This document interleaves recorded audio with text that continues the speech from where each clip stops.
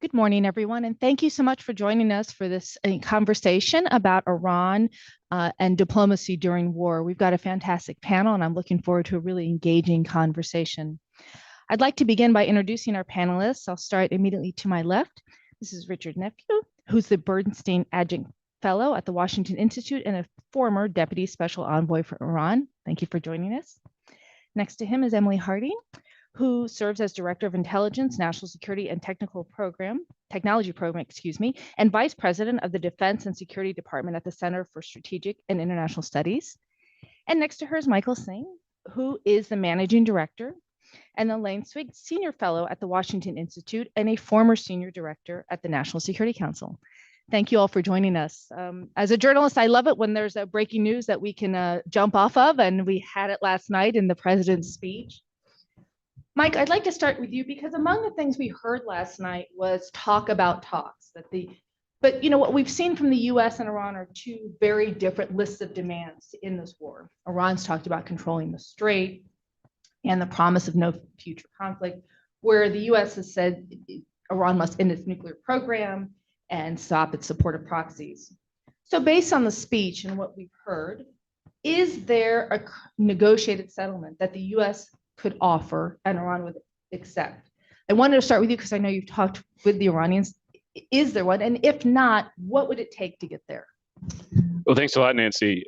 You're right. The president did basically say that he wants this conflict to end not just with the U.S. walking away or disengaging, but with some kind of negotiated agreement with the Iranians. He indicated that our military objectives have largely been achieved, but it seems as though he sees a negotiation or an agreement as a way to achieve the policy objectives and to basically sustain whatever military achievements we were able to make. I think that is, in a way, normal and natural. Often conflicts, of course, do end with agreements, even if they are one-sided wars, as this one has been. I think that the president, really sort of, if you look at the articulation of his policy goals, they haven't changed that much over time. We want Iran to give up any hope for nuclear weapons, including by giving up uranium enrichment. We want Iran to give up at least part of its ballistic missile program. We want Iran to give up its support for proxies. And there may be demands that go beyond that. Iran, for its part, though, clearly doesn't yet feel as though it's lost this war. It feels as though it has leverage. It has control, for example, of the Strait of Hormuz, which in any negotiation is a really powerful card to play. And so they too have presumably their demands, and their demands seem as though they're still, I think, what the U.S. would consider maximalist. And I think that means that a negotiation right now is unlikely to produce a very full agreement. Maybe you could get a bare bones ceasefire right now. If both sides decide, you know what, we've sort of accomplished enough and we're ready to move into a sort of post-conflict phase of this war, as it were, maybe they could do that. We don't even yet really see a willingness to do that on the part of Iran, and President Trump himself said we still have 2 or 3 more weeks of military work to do. So I think that the strategy the U.S. is pursuing now is to try to incentivize the Iranians to want an agreement, to want a ceasefire, by saying, look, if you don't take this is what the president said last night, if you don't take a deal, then we're going to bomb all your power plants. We might bomb your oil infrastructure. He said, we'll send you back to the Stone Ages in very sort of colorful language to give Iran the sense that your alternatives to whatever deal I put on the table are bad. The conundrum for President Trump, though, is that the alternative for him of failing to get a deal means really more war or leaving the Strait of Hormuz in Iran's hands. And those alternatives aren't so great either.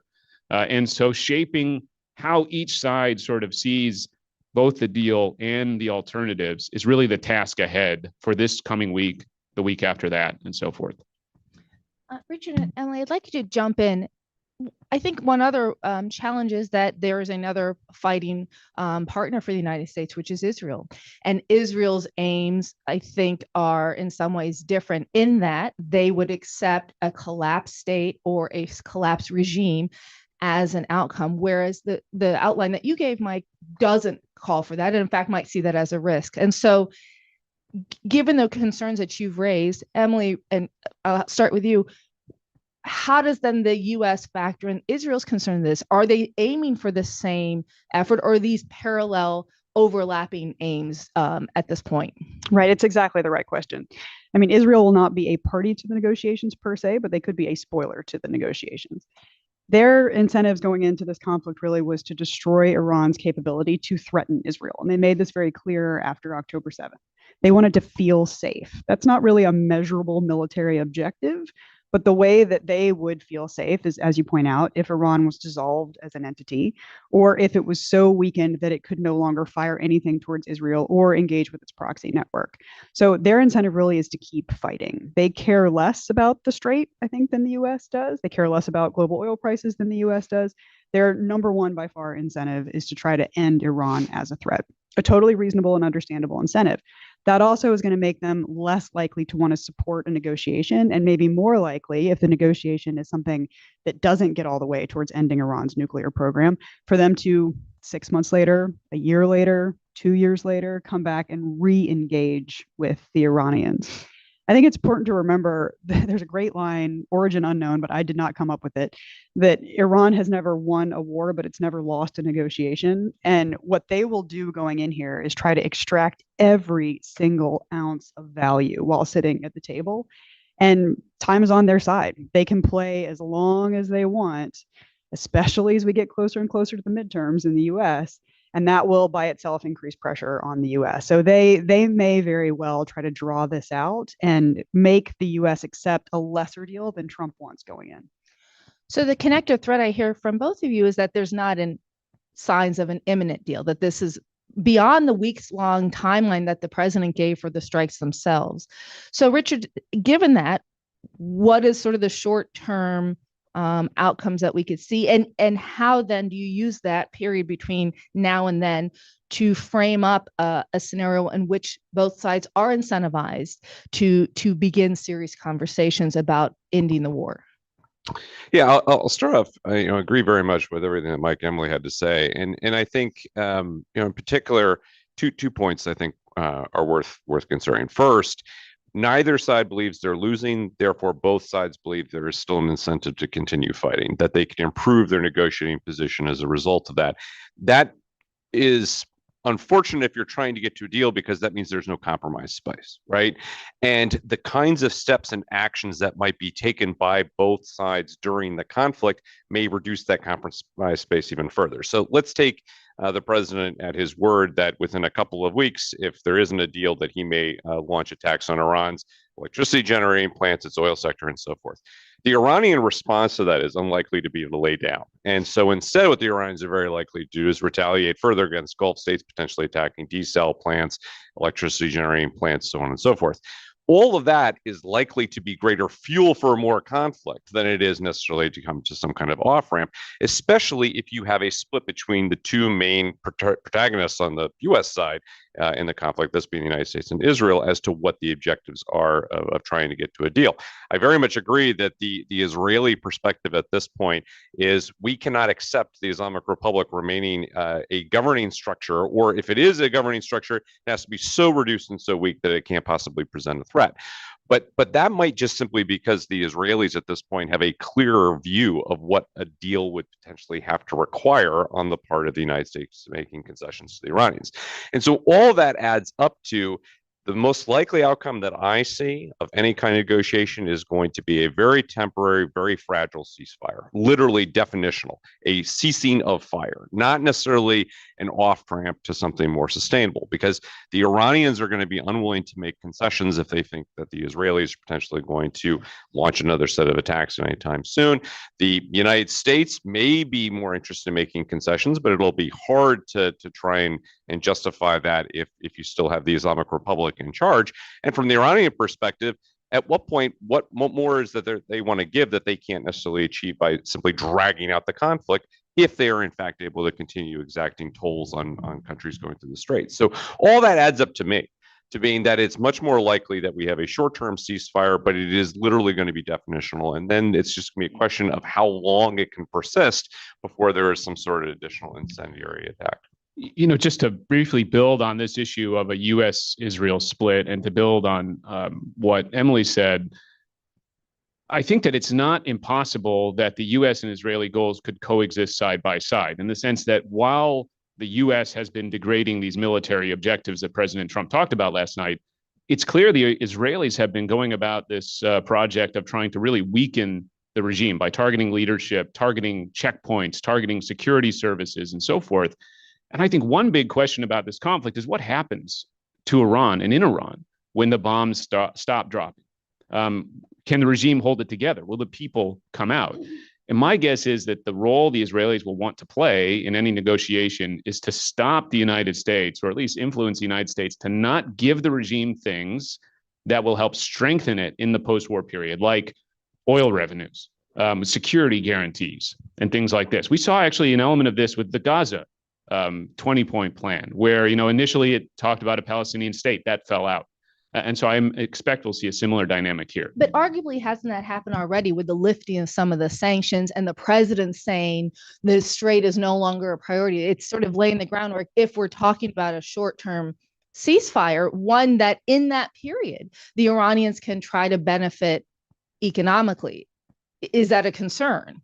Yeah, I think it's absolutely concerning. Look, it is incredibly remarkable to me that this administration that came in wanting to continue with the maximum pressure strategy, the first administration is now waging a conflict against Iran, is also the one that has managed the most significant and comprehensive sanctions relief on oil exports that we've seen. Arguably, I'd say period, but you could definitely say since the JCPOA was abrogated by Trump back in 2018. And I think it also is of a piece. Look at the 15-point plan that was put forward. Now, again, the provenance of this, who exactly wrote it, how much it's endorsed, all these things are big questions are out there. But the last 3 points on that are essentially a massive sanctions giveaway, going well beyond what the JCPOA would involve. Now, I'm not intrinsically opposed to the idea of there being significant sanctions relief if there is significant relief from all the other activities the Iranians have engaged in that causes concern. But I think it speaks instead to an issue of mindset. And if you look at the Trump administration, both in the first term and absolutely in this term, there has been a persistent willingness to give a lot more away to this government in Iran than I think the Israelis would be comfortable with. And I think their concern ultimately is going to be exactly as Mike said. You're going to prolong this government in Iran. They are going to rebuild. And if you haven't dealt with the 440 odd kilograms of 60% HU in the country, big, huge problem there, then you've got yourself a much more significant problem in the long term. Yeah, I think this is absolutely right. And I want to point out a central tension in this potential negotiation. It's negotiation 101. And actually, hilariously, one of your members here was my negotiations professor once upon a time, Dennis Ross. But if you look at the interests of the people who are involved in this negotiation, the Israelis want a very weak Iran. The U.S. wants to get out of the war. And anybody, and I mean anybody, who wants to step up and lead Iran through a peace negotiation and to a peace settlement on the backside is going to have to be strong enough and courageous enough to actually make that happen. And the only way they're going to do it is if they have benefits to give the population. And the only way they're going to have benefits to give the population is if they have revenue and they have outside assistance that's helping them do things like fix Tehran's massive water problem. They need to be able to show that they can deliver on the kinds of promises they're making. And I mean, up here, we all know the Iranians well enough to know that none of them are ever going to say, yep, you're right, we lost this war, we surrender. That's just not going to happen. They're going to have to project strength to their own people. And if you look at that collection of interests, there's not a lot of negotiation space there. It's going to involve the US saying, okay, we're going to let Iran say that they didn't lose this war. It's going to involve the Israelis saying, okay, maybe we're good enough right now that we can pause as long as we have security guarantees continuing from the United States. And it's going to involve some very brave soul inside Iran stepping up and putting their name on an agreement that is in so many ways going to be deeply unpopular. And then you have to ask the question too, given the number of people who have been taken out in the Iranian regime, can they even coordinate? Has anybody even consolidated power enough to step up and be that kind of leader? It's a very tough position to be in. I want to invite our viewers to join the conversation. If you'd like to submit a question, please feel free to do so through the Q&A function on the Zoom app or email your questions to policyforum@washingtoninstitute.org. I'm so glad you've gotten into some of the players that are involved. I want to kind of keep going at that. And I'll start with you, Emily. The other sort of player we've seen in the last week is Beijing entered the conversation, and I'd love to hear, make it a jump ball from all of you in terms of what role that has in all this. Because is that a viable channel? Is it an opportunity for China to try to resolve this and come in from the outside? I'd love to hear your perspectives on where that factors in. Sure. I mean, I'll start, but I know Mike has written quite a bit about this, so I'll throw it to him second. Yeah, I mean, China has entered the chat. Whether they are at all effective in that chat, I think is a real question. They seem to want to be seen participating, but not to actually want to put in the work to solve any problems. And this is pretty much the way we see Beijing operate all over the world. They want to work the situation so it turns out in their benefit. But beyond that, they're not really going to put in the work to be sure that it benefits the rest of the world. I was talking to a friend of mine, one of our fellows at CSIS, who pointed out that if you had to pick a global superpower, you want the one who makes an anti-corruption law that covers the entire world, which the U.S. did, not China, who really is just in it for themselves. And I think you see that playing out here. So there's no scenario, Mike, where they could be, I don't know, guarantors in some way or bring some sort of trust back into the conversation for some of these outcomes we're trying to seek. But we haven't seen China play that role in the past, certainly not in this region, and really not elsewhere either. I mean, Emily's exactly right in terms of how Beijing has behaved through this conflict and through past conflicts. I think that this whole conflict will give Chinese analysts a lot of work for a long time, essentially, because they'll look at the performance of the American military, and that will, I think, worry China.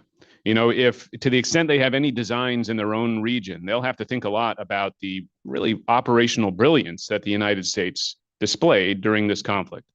On the other hand, they will look at some of the rifts that have opened up or are opening up between the U.S. and European partners and maybe Asian partners as well. And they'll see that as a diplomatic and political opportunity to exploit. And indeed, we have seen that from China from the first day of this conflict. But one thing I would note, you know, in President Trump's remarks last night, he basically said, look, we don't have oil imports coming from the Gulf. I think he actually vastly underplayed the American interest in the stability of the Gulf, but put that aside for a moment. We'll dive into that a little bit later. Yes. And he said, those that do get their oil from here, you guys come and secure it. I think he said, grab it and cherish it, actually. Well, bear in mind that the vast majority of the crude oil that goes out of the Strait of Hormuz is going to Asia. It's going to India, China, and our allies in Asia. It's not going to Europe. You know, those NATO allies with whom Trump is dissatisfied, they're not getting oil from the Gulf either, for the most part. And so in a way, this is an invitation or even a challenge to China saying, you come and secure this maritime choke point upon which you vitally depend.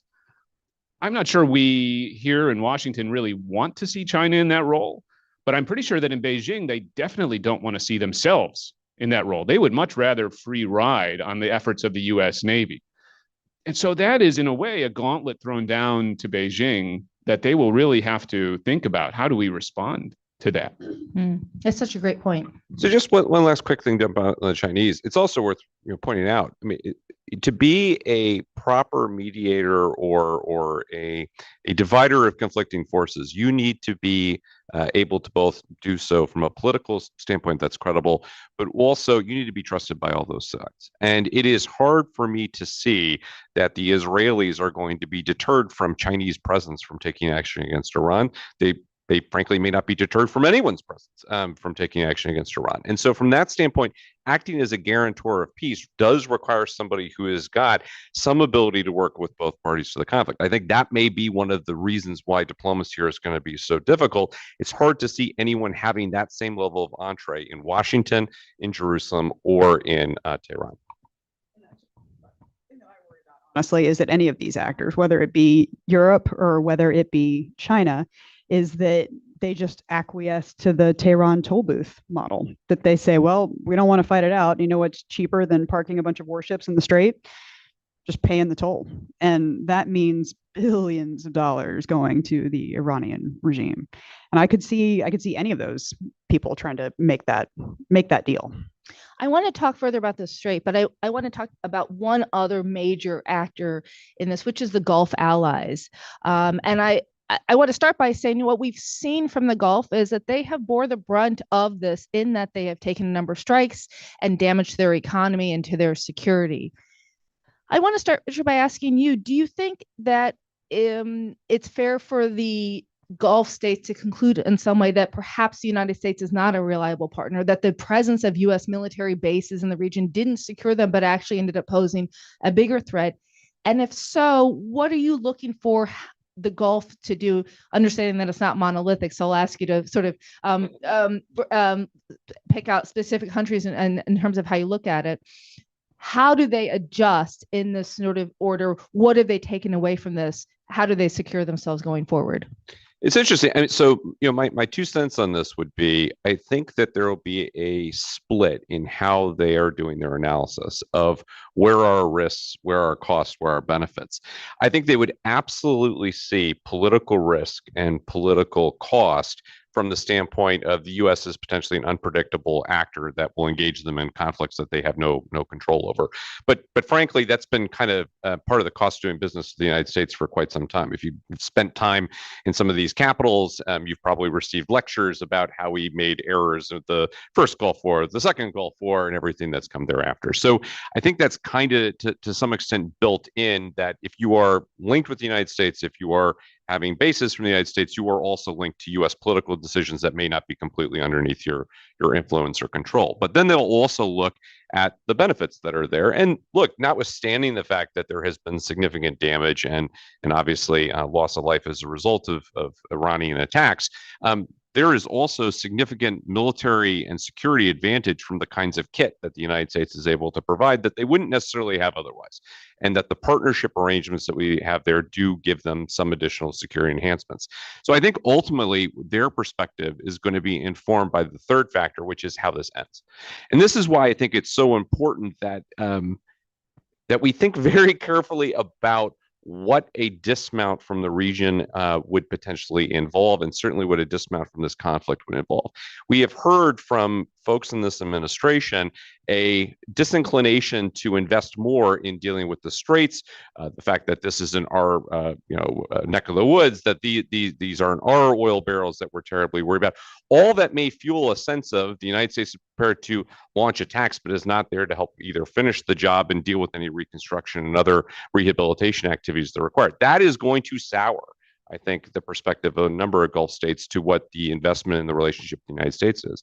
On the other hand, if the United States is willing to demonstrate that we are going to be there to assist in restoring some kind of semblance of order and non-Iranian control to all passage that goes through the straits, that we are going to continue to provide support, that we aren't going to abandon allies and partners after we've involved in some kind of conflict, and we're not going to necessarily allow the current Iranian government to then control their destinies going to the future, that's going to have an impact on that political relationship too. So to my mind, at this point, it is too soon to tell how they're going to react. I think thus far, there's a lot of dissatisfaction that we dragged them into something that they didn't think was a very good idea in the first place, but that they will be looking to see how it ends as a demonstration of whether or not we are still worth the trouble that we might otherwise be causing.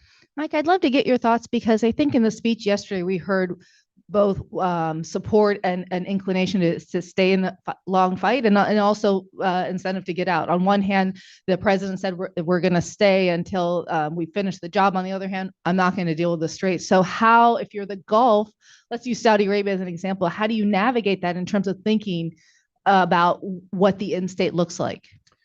Well, I'm a little bit more optimistic than Richard, I think, on this score. I think it's absolutely right that the Gulf states will be very concerned about sort of where the U.S. leaves this conflict, especially the status of the Strait of Hormuz. I think that the Iranians vastly underestimated their Gulf neighbors. I think they didn't understand how tough and resilient these states could be. And I think that comes from a sort of, a sort of superiority complex the Iranians have had towards their region as a whole. But I think the Iranians understand one thing correctly, which is that the Arab Gulf states have a lot more to lose, frankly, than Iran, because they have grown far greater in wealth and in sort of technology development and so forth than Iran itself has. And so they don't want to find themselves in this sort of tit for tat, back and forth, you close the strait for us, we'll close it for you, you attack our energy infrastructure, we'll attack yours. That is a losing proposition for the Gulf states because it would make their way of life very difficult. So they, I think, will really want the United States to leave victoriously from this conflict, to reopen the Strait of Hormuz, to ensure that Iran cannot play that game going forward. But I do think that if we end it successfully, and maybe, frankly, even if we don't, because they don't have great alternatives, I actually think that we will see a closer U.S. Gulf relationship after this. I think you'll see more inclination from the United States to sell advanced arms to the Gulf states. Obviously, we already sell quite a bit. And I think you'll see a desire by the Gulf states to coordinate more closely with the U.S. and with one another, frankly. Because remember, going into this conflict, there were some pretty deep divisions between major Gulf states, Saudi Arabia and the UAE. There was obviously the rivalry with the Qataris and so forth. And that was something that bedeviled American efforts to do things like develop a shared radar picture for the region, to develop, a common security approach for the region. I think that will improve. I think after this conflict, whether it's deemed successful or not, we will see those relationships grow closer because we were just talking about China. You look at what Europe has done or frankly not done during this conflict. We are the best and maybe the only option for states that want to defend themselves against a threat like Iran. Emily, I'd love to get your views. Unsurprisingly, but I do think that there's some space there potentially for an increased partnership between the Israelis and the Gulfies to see if maybe there is an ability to expand the Abraham Accords. That's a possibility. I keep coming back to this is a silly thing, but I think illustrates the bigger point, and that's the cancellation of the 2 F1 races. I'm a big fan of F1, so it affected me personally, but I think it speaks to both the image that the Gulf is putting forward to the world about itself. We have arrived on the world stage. We're here to host the biggest, grandest sporting event that the world sees, and it's a big party. This is not just a race; it's 4 days of parties. We're a safe place. We're a modern place. We want the whole world to think of us in the same breath as they think of Monaco or Le Mans. But yet these 2 early races that were so important to the season have been canceled. It means, a huge economic hit for both F1 and, the 2 countries that were meant to host. And it just is a bigger sort of reputational hit, I think. And that is exactly the kind of direction they don't want to go. They want to be moving into the modern world, not stepping back for it. So, in the grand scheme of things, does a sporting event matter? No. But if you're the Gulf, you look at that like, this was not what we wanted. Right. So what happens then if there's something in the middle? Because it's very unlikely. In my experience, wars don't solve problems often that we all intend that they solve as neatly as we'd like, but rather create new complications. Is there a scenario where the Gulf states can navigate that relationship with Iran, kind of keep them at a Heisman distance and still keep the security and economic guarantees that they have needed, as you outlined, and have shaped the region for the last 20 years? I think so. As Americans, we have short memories and we tend to like to fix problems. We look at a problem and we say, okay, now it's fixed. If you are the Gulf, or if you are Ukraine, or if you are Israel, you look at your neighborhood and you know who your neighbors are. This is not the end of the problems. This is a pause in what has continuously been an on and off tough relationship. I think a lot of members of the Gulf have been quite deft in the way that they have managed the relationship with Iran, occasionally sticking out an olive branch and then occasionally getting very, very close to the U.S. to try to be sure that they are safe and secure. And somewhere in that balance is a way ahead. I think the decision they're going to have to make is how weak they want Iran to be before they extend that olive branch. Mm. Are they going to support Trump in pushing forward in 2 more weeks of war, another month of war? Is it enough when the Navy is gone and the IRGC is super weak, but still has the potential to rebuild? Is it enough that we haven't yet gotten the highly enriched uranium out? Or do they think that it's time to stick out that olive branch? And honestly, they understand this relationship in a way that we don't. So I'd be looking to them for some cues. I just wanted to say, first, Nancy, I did note your Heisman analogy, and I appreciate that both you and Emily are using sports analogies. So I think that we will see a lot of sort of efforts at creative problem solving by the Gulf states after this conflict. Whether that is on the diplomatic side, as Emily said, they have millennia of experience of living next to Iran, and they are probably better than anyone else at managing that relationship. But I think we'll also see a lot of creativity on the defense side of things. They have seen now what their vulnerabilities are, and they don't have the same sort of shackles and constraints that we have in the United States when it comes to looking for ideas to address those things. And of course, they have a lot of resources to bring to bear on these problems. And so I think we'll see a big effort to say, well, how do we protect more of our oil exports from this maritime choke point, the Strait of Hormuz? How do we better protect against drones and missiles and so forth? And, this is not my area of expertise. I think that my co-panelists know it far better than I do. But for all that kind of ecosystem of defense startups, of technology firms out there, there's going to be a real opportunity here to think about how do we better solve this problem going forward. Let me ask you quickly, do you think one of those scenarios is, let's look at Saudi Arabia, in which they try to develop their own nuclear capability as a result of this? It's an interesting question. Obviously, we know that Saudi Arabia was already interested in some level of nuclear capability. And we heard Mohammed bin Salman, the crown prince and de facto ruler of Saudi Arabia, basically say that if Iran gets nuclear weapons, we will. It's not clear that having nuclear weapons would have helped Saudi Arabia in this conflict. Would they have used them? Would that have stopped Iran from firing missiles and drones at them? You can look at the Ukraine-Russia context. Russia has nuclear weapons, but they still have suffered bold attacks from Ukraine, a non-nuclear weapon state, protected, however, by some nuclear weapon states in the West. And so I think that it probably gives incentives to both sides, both, frankly, the Gulf states and Iran, to think more seriously about actually possessing a nuclear weapon and the security benefits that might provide. Doesn't necessarily make it any easier to get those nuclear weapons on either side, but that will be part of the thinking. Any state that has the resources will be thinking about how nuclear weapons fit into their overall defensive strategy for sure. I'm glad you talked about capabilities, because I think one of the things we've seen both by Iran in this war and in Ukraine is the use of asymmetric warfare by both states rather effectively in terms of combating stronger powers. And I'm curious from all of you, how much do you think technology has sort of become the equalizer in terms of how these conflicts are fought out? And if so, how then does the United States need to recalibrate how it thinks about warfare?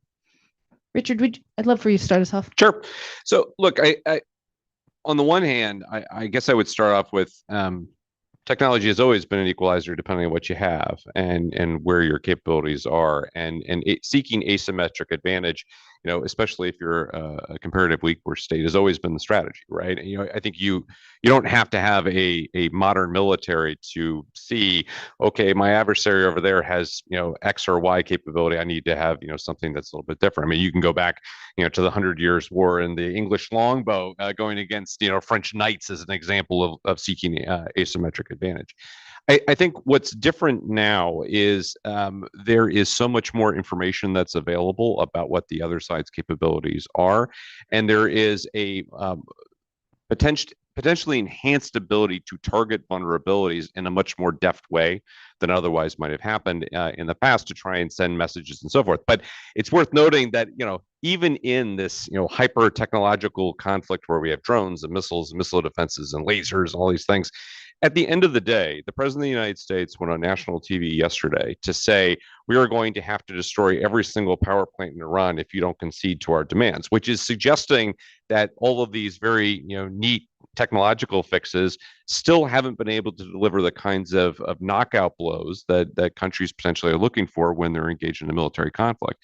And that takes me back to a broader issue, the old traditional problems of resolve and conflict, and whether or not your adversary is going to back down in the face of the kinds of force that you're able to bring to it. And the problem for the United States right now is that we have set a very high bar for what we want to achieve. The objectives the president has variously described have included regime change at time, notably didn't last night, but certainly, you can look across the entire slate. Well, the Iranians and the Iranian state want to defend all of those things. And so they're unwilling to concede that while they still have some sort of capability to respond. And I think what that all adds up to is technology is going to enhance military operations, but it's not necessarily going to be as decisive as the old factors of political will and the degree to which a state is prepared to continue fighting using whatever it's got at hand. It's interesting because when you talk about a knockout blow that the U.S. and Israel are trying to seek, by talking about going after civilian sites, in addition to being a violation of the Geneva Convention, arguably is their way of trying to redefine that, is it not, in the absence of being able to achieve it so far through sort of traditional military targets. Yeah. Yeah, I guess I would say, it certainly deciding to punish civilian populations by going after things like desalination plants and similar absolutely would be something I would consider to be a violation of the Geneva Convention. But if you also look at other aspects, to the extent that it is stopping a adversary from continuing to launch strikes on someone else's desalination plants, you get yourself into a pretty sharp conundrum of where is the moral line here. I think where I would come back to is a broader issue that we have, which is that the will of the Iranian state to continue fighting back against the United States and Israel just simply is undiminished at this point, notwithstanding the fact that we've had regime decapitation, notwithstanding the fact that there's been a significant degradation of Iranian capabilities. And that is the problem the United States and Israel are still dealing with. And you saw it in what the president said last night. You've seen it all along. He thought that Iran was going to concede already. And so they didn't build into the plan, what if they don't?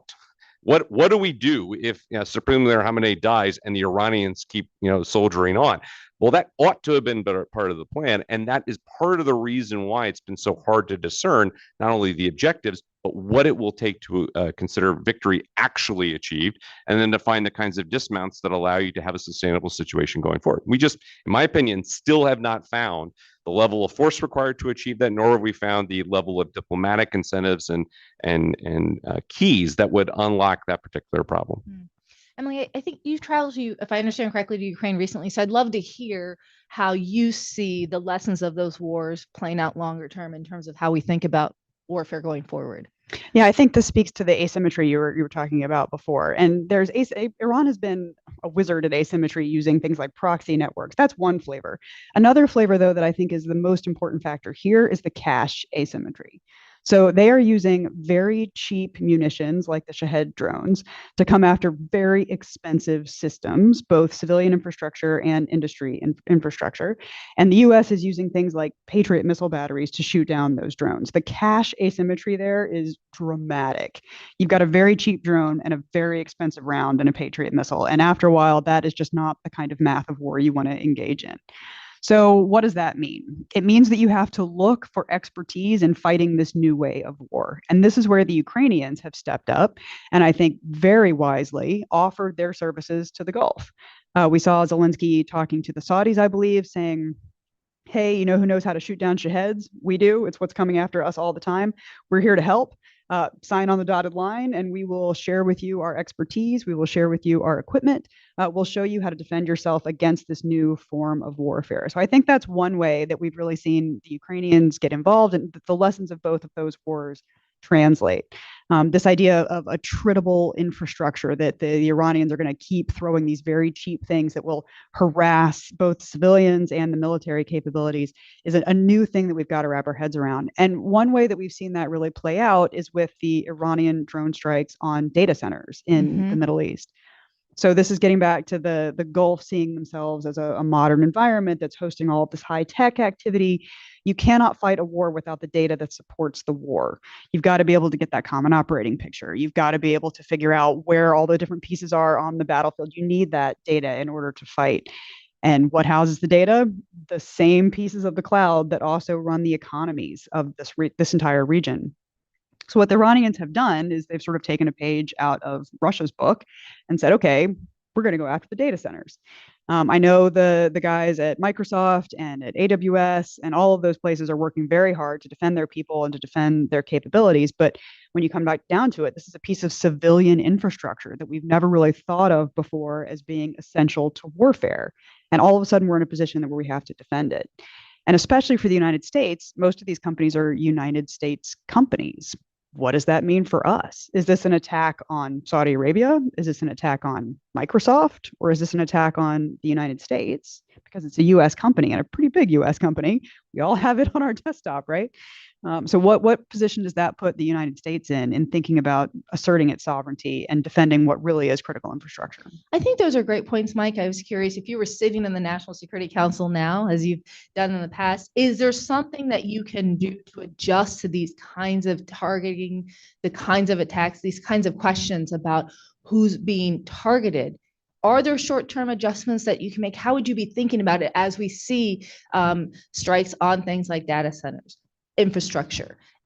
Are there adjustments you can make in real time, and how do you adapt to this sort of real-time change in warfare?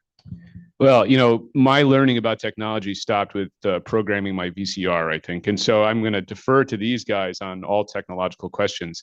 But I will say that clearly the speed at which things are moving now, we have to be more adaptable and flexible.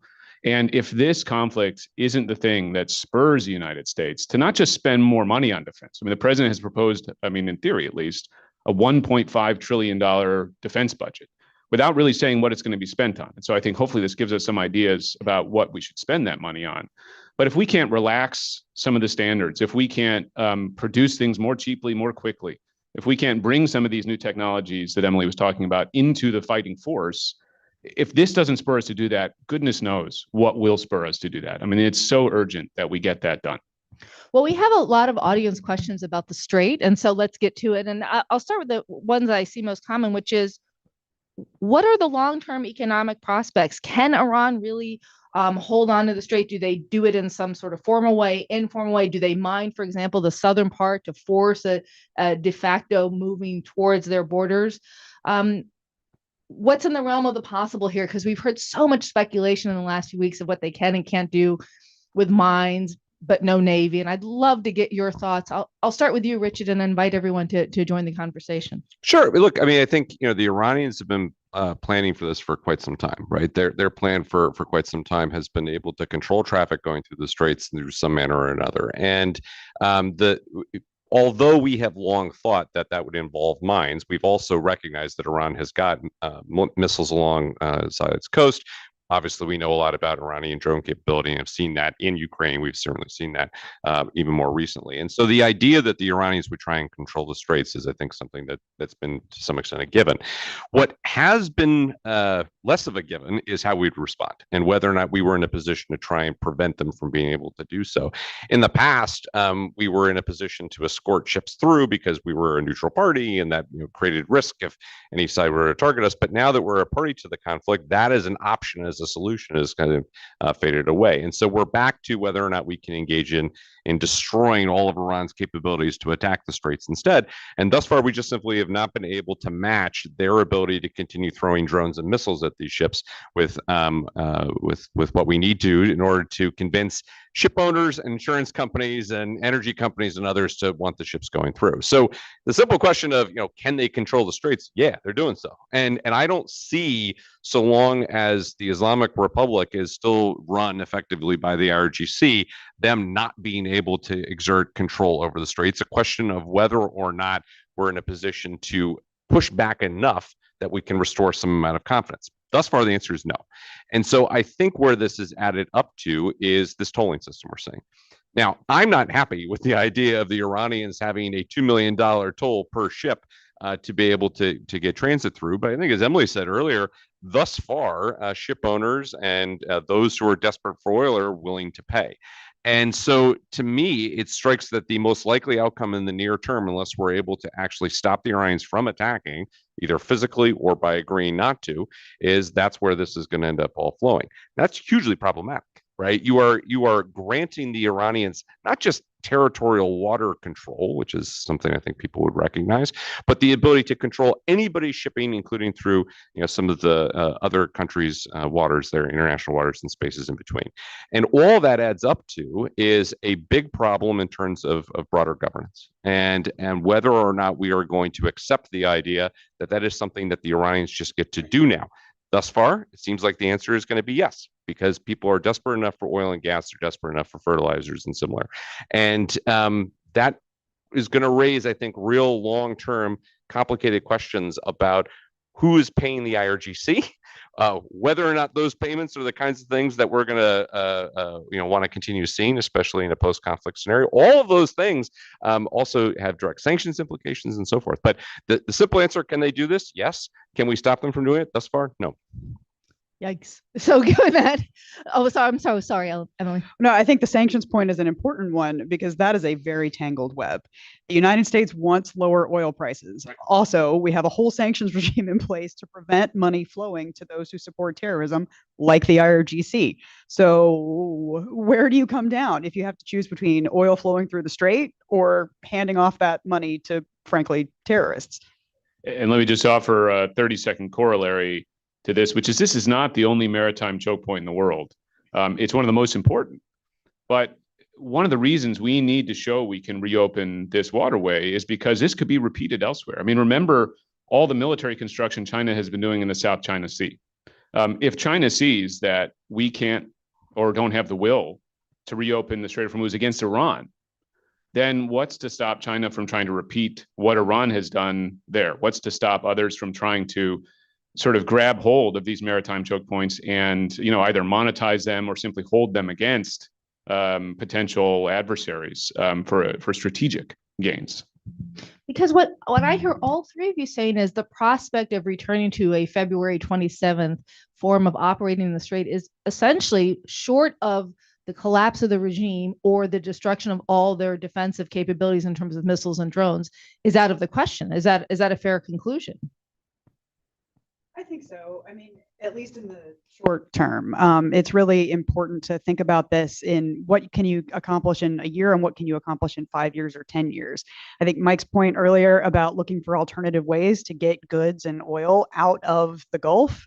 Maybe you find another pipeline that you can build across Saudi Arabia so you can get it out the other direction. It's probably going to be a boon for clean energy as people want to diversify away from this increasingly volatile oil market. You could see looking at this as like what really is the control over a thing is the ability to destroy it. So how do you come to some kind of agreement where everybody agrees we're not going to destroy the strait? We're going to allow free transit through it for the good of what? And what does that agreement really look like? But I think you see a pause. I think you see everybody kind of evaluate their options for how they can diversify away from this problem. And then maybe there is a technological solution where you can have some kind of surveillance and you can have patrol drones, whatever, that gives you early warning when something like this is about to happen. To your options, Nancy, I think there's actually three approaches here, and we're seeing all of them play out in parallel, right? One is try to reopen the straits through force, eliminate those missiles and drones, penalize Iran, deterrence through punishment if they don't open it. Second is a negotiation where you basically say to Iran, look, reopen the strait and we will essentially, at least in a de facto sense, lift the sanctions on your oil and allow you to reclaim those revenues as well. And President Trump sort of offered that in his remarks last night, at least by implication, when he said Iran will need those oil exports in order to have revenue to rebuild. Well, we've been trying to stop them from getting that revenue until this point. So that's a change in policy. The third way, though, would be trying to defend. So naval escort missions. So maybe Iran is still firing the missiles and drones, but you're organizing convoys with guided missile destroyers and you're shooting the missiles and drones down and hoping that Iran eventually says, you know what, this isn't working. My guess is we actually get some combination of all three of these approaches going forward. Yes. Sorry, and I'll just to jump on top of that. I mean, I think another option is also potentially putting greater at risk Iran's own ability to export oil, right? Going kind of the flip side of number two is also demonstrating some risk there. But this is where the problem of Iran's still functional capability to threaten Gulf state oil and gas infrastructure comes in, because at the end of the day, we can, for instance, stop every single Iranian ship that's exiting through the Persian Gulf going towards East Asia. We stop it, we detain it, we are able to restrict access to that revenue and those sales as a result of all that. But a consequence of that may be that the Iranians step up, if not are much more effective in their attacks on Gulf oil and gas infrastructure and do long-term physical damage to these kinds of installations that has a positive increase impact on prices for energy, which means that every one of those Iranian oil barrels that actually is sold is worth a lot more, putting more money in their hands. So the risks of all of this compounding are significant, and it's part of the reason why, to be able to enter into this conflict in the first place, this needed to be part of the plan. Some kind of response to what the Iranians would do in those straits had to be part of the plan. And again, we are just not seeing that demonstrated. So now that we're here, and the three sort of scenarios that you laid out, Mike, and the combination of them, what's more dangerous in terms of long-term world energy markets? A shutdown or the effective control of the strait by the Iranians, or sort of stop and start as we have maybe a cessation of hostilities for a period or a negotiation? Is there one that's more damaging to the world energy markets as we think about navigating this new territory and the potential combination of the three scenarios that you laid out? What's more damaging to world energy markets? I mean, obviously, look, you could say that everything we've seen so far has been damaging to world energy markets, although you could also say that prices haven't perhaps risen as much as they could have. Prices still are below what they were in, say, 2007, 2008, when Richard and I were working for the Bush administration. Emily was working for the Bush administration, and there was a view that we couldn't take on Iran because of energy prices. And so you have to keep things in a little bit of historical perspective. My own view is that what energy markets really want to see, is that the United States, some coalition of countries, is committed to freedom of navigation through these maritime choke points. Not just this one, but all of them worldwide, because this is fundamental to global trade. And if, as soon as you get an inkling that that's not the case, there's some other regime which is in operation here, Iranian control, lack of control, and so forth, that is actually a big change to the fabric of the global economy. And it'll have implications. Exactly what the implications are, I don't know for sure. But it will definitely cause prices to rise, cause economic growth to go down, as well as have the structural shifts, I think, that Emily was talking about earlier. So I'll toss out just a couple of quick observations. The most damaging thing is if you had physical loss of production capacity going on the Gulf side. If you have more physical damage that is done to Saudi, Emirati, Omani, Kuwaiti, et cetera, oil and gas infrastructure, those are the kinds of long-term damages that could be done to the energy sector that would be quite significant and would have the kind of price escalation that would be involved there. I actually think if you're just sitting back and thinking from an energy market perspective, a $2 million per ship bribe to the IRGC so that the ships go through sounds okay. And I actually think energy market participants would be totally fine with that. I'm not saying I would be fine with that. And I just point out that Richard was the anti-corruption czar for the last administration. So, Well, exactly. And I'm very anxious about how many people might be willing to say it's okay so long as. And this is exactly the problem I keep coming back to. That is not an acceptable outcome from the U.S. perspective, and certainly not from the Israeli perspective, to have $2 million a ship going to the IRGC. And I don't see how you can have that happen and not have the sanctions regime completely atrophy. As Emily was pointing out earlier, one of the issues that come with this is, if this is a payout to the IRGC, and effectively will be, do we have IRGC sanctions at this point? Some of the most significant ones that we had in place. And the last observation I'll just toss out there is I completely agree with Mike on the price issue. When we did oil sanctions on Iran in 2012, oil prices were higher. President Obama was still prepared to really tighten down on those oil sanctions, but that's in part because there was still a sense of reliable supply from everyone else. The problem we have today is the unreliable nature of market access and market supply. That is what's causing this consternation. And you saw that last night. The price went up by, I think, $5 a barrel between when the president began speaking and when he stopped. I want to use our remaining minutes to talk about time, and the time, and by that I mean the outlines of time that we've heard from the president and from the administration. When you talk about giving the Gulf states, for example, long-term reassurance, when you talk about tackling some of these issues, it certainly sounds beyond any sort of weeks-long timeline. Do we need to be thinking about this in some ways as a conflict that goes on for months, if not years, in terms of second and third order effects? Is it inaccurate to think of this as a weeks-long conflict? I'd love to start with you, Emily, and then open the conversation to my other panelists.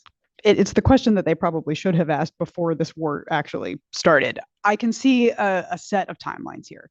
There is the timeline of actual military action, large-scale military operations. They decide whether or not they're going to try and take Karg Island. They decide whether there are going to be any ground troops involved. If you are talking about a ground force being involved at all, you are looking at least weeks, probably longer. Just the logistics of moving them around. I mean, some of the forces won't be there for weeks. Right. So, and I guarantee that some of that is a negotiating position, but some of it may be real. And that military timeline, you just have to do that math, and you just have to let it play out. That's weeks or maybe a couple months. The next timeline you have to pay attention to, frankly, is the midterms. We have midterms coming up in November. That's going to be a real crunch point politically for folks who have supported this conflict. They're going to want to see something changing that they can promise to the American people before the midterms. Parallel with that timeline is negotiations. We've seen the Iranians stretch out negotiations for years. This is not something that they have any incentive to move quickly through, even if we do. So you see that playing out as well. And then you have the oil timeline and the financial timeline. I've had the privilege in the last few months to talk to a bunch of folks who are deep in the oil business, and they point out that you don't just flip a switch and bring all of that production back online immediately. It takes a little while, and anytime that something's been off for a while, you don't really know for sure if it's going to come right back on immediately or if there's going to be a lot that's broken that you have to fix. So you could see the economic consequences of this playing out for months, perhaps a year. And then Richard mentioned fertilizer. This is a real problem. American farmers have pretty much bought all their fertilizer stocks. It was a little bit more expensive this year, but they managed for the most part. The global south, however, they're going to start planting in September, October, November. Are they going to have access to fertilizer? What happens for food prices following on to that for the next year or two? I mean, there are second, third order implications of this that are extensive. I would recommend to you, Caitlin Welsh at CSIS has written some really good pieces about this and the water piece and the food piece and the fertilizer piece. And there are things that you just don't think about until you really take a step back and look at the bigger picture. Well, it's interesting because I think what you've outlined so beautifully is tactically, in terms of military strikes, it can be weeks, but the sort of strategic and long-term implications are just that, weeks, months, maybe even years. Yeah, I mean, we've talked about this being a millennia-long relationship. We have to think past a few weeks. Yeah. Mike, I'd love to get your Well, no, I think Emily has really nailed that question of the coming timeline. What concerned me in a way the most about the president's remarks were actually the very first things that he said, because the very first things that he said were essentially, we have no interest in this region. We're here to help out, but you know what happens in the Middle East doesn't impact us. Obviously, it stands in stark contradiction to the fact that we're fighting a war in the Middle East right now and not fighting a war anywhere else. But I do worry a lot that pre-existing instinct that many had in this administration, that, this region is just too much trouble. This region is a quagmire. It's, it's been described in all sorts of very pejorative terms by members of the Trump administration, that will be reinforced by this experience. And you will not see a desire to invest in the types of things that we have to invest in going forward, whether it's in the Gulf or, frankly, in Lebanon, frankly, in Syria, and in all the other places where I see U.S. interests and Western interests very much at stake, and where the U.S. has historically, at least for the last 80 years or so, played a major leadership role. If we decide, to heck with it, and step back from that, there is nobody to step into that gap. And that, if you're Iran and seeking to control the Strait of Hormuz, if you're, some other bad actor seeking to do bad things, that's great news for you. If you're a U.S. ally, whether it's the Gulf states, Israel, or say Jordan, or say Turkey, that's not good news at all. And so this is my worry, that this will just reinforce that sense of let's do anything except engage in the Middle East. I'm going to give the final word to you, Richard. Well, so my colleagues have spoken well about the various different issues and timelines that are there. So I'll come back to my own personal bugaboo, and that's the timeline on nuclear weapons development. It's just worth reminding everybody. We still have multiple weapons worth of highly enriched uranium that are located in at least 2 or 3 different locations inside Iran, we think, that the Iranians could potentially use to try and produce nuclear weapons. And while there has been extensive damage done to Iran's nuclear program, Iran still absolutely retains the ability to produce nuclear weapons if they choose to do so. And I thought one of the things that was most striking about both the president's comments last night and then some of the comments over the course of the last couple of days has been this idea of, well, if we see them moving to nuclear weapons, we can just attack them and it'll be totally fine. That is not the logic that was around for the June military strikes that the president is so taken with and brings up as a demonstration of obliterating Iran's nuclear program. That is not the logic that is persistent in this idea that Iran is very close to nuclear weapons and so we have to act now. But it is now the story that is being told. The functional reality is that Iran still has the ability to produce nuclear weapons, and now they may have every single interest to do so. And until you have dealt with that as a problem, you have not addressed the core central reason why the United States was willing to use force a while ago, why the United States has been saying it would use force against Iran for many, many years. And that timeline is still measurable in weeks. Well, I want to thank our panelists for such an engaging conversation. I think you've really helped our viewers get a sense of where we are at this war, things that we should be thinking about, and things to look for in the coming weeks and months. And so I want to thank our audience and all our participants and those who submitted questions. Thank you. We enjoyed engaging them. And thank you all for joining us for this discussion.